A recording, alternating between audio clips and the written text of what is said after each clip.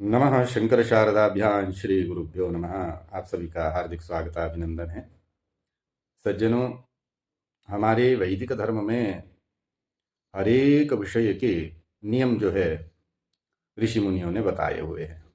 कोई भी कार्य हो, चाहे वह श्रौत हो अथवा स्मार्त हो, जहाँ जहाँ जिस जिस कार्य को करने के लिए कहा गया है वहाँ वहाँ उसे नियम पूर्वक किस किस को करना चाहिए, इन सब का भी विचार किया हुआ है।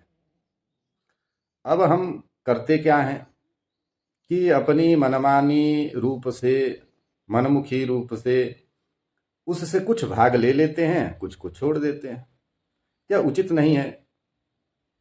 इसी को जो है भगवान कृष्ण ने गीता में जो है उद्धृत किया है कि जो मनमुखी रूप से आचरण करेगा उसको जो है सिद्धि प्राप्त नहीं होनी है, सुख भी प्राप्त नहीं होनी है, परागति भी प्राप्त नहीं होनी है।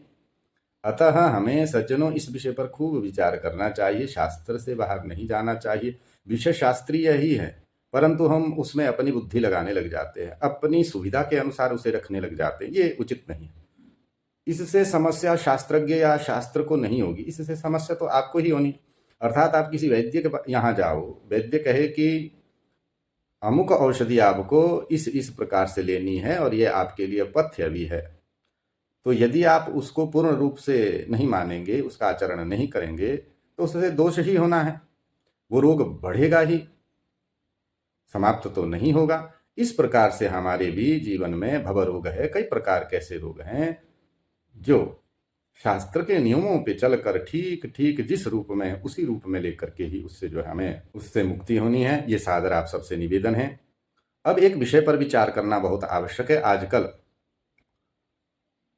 हरे राम राम राम इत्यादि जो मंत्र है, ये मंत्र सर्वत्र जो है प्रसिद्ध है, परंतु ये इस रूप में प्रसिद्ध नहीं है। कुछ लोग इसे हरे कृष्ण से प्रारंभ करते हैं।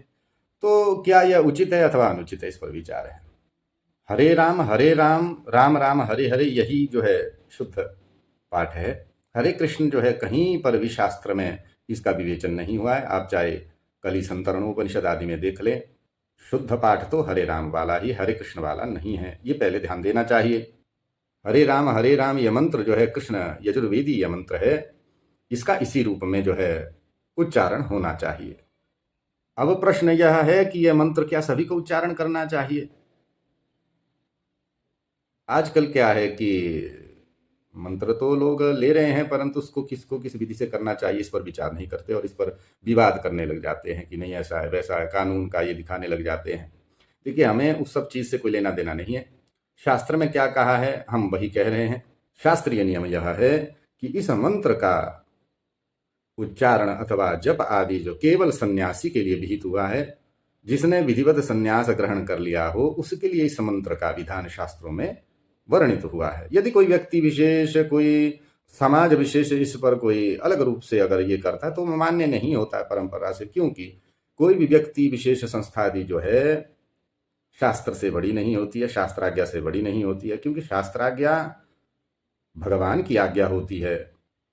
इसलिए भगवान ने कहा श्रुति स्मृति ममेवाज्ञे यस्त उल्लंघ्य प्रवर्तते इत्यादि रूप से कहा कि वो वैष्णव ही क्यों ना हो, यदि वह मेरी आज्ञा का उच्छेदन करता है, आज्ञा है जो श्रुतियों में जो कहा है, स्मृतियों में जो कहा है, वह सब भगवान की आज्ञा है, उसका उच्छेदन जो करता है, भगवान विष्णु कहते हैं, वह मेरा द्रोही के समान है। इसलिए सज्जनों, विनम्र निवेदन है कि आप सभी जो भी करें विधिवत करें, अधिकार अनुरूप करें, इसमें कोई दोष नहीं। यदि फल चाहिए आपको, जिस अर्थ के लिए आप कर रहे हैं, अगर उसकी सिद्धि चाहते हैं तो वो इस रूप से होना है, मनमुखी रूप से नहीं होना। यह सादर निवेदन करते हुए वाणी को विराम देते हैं।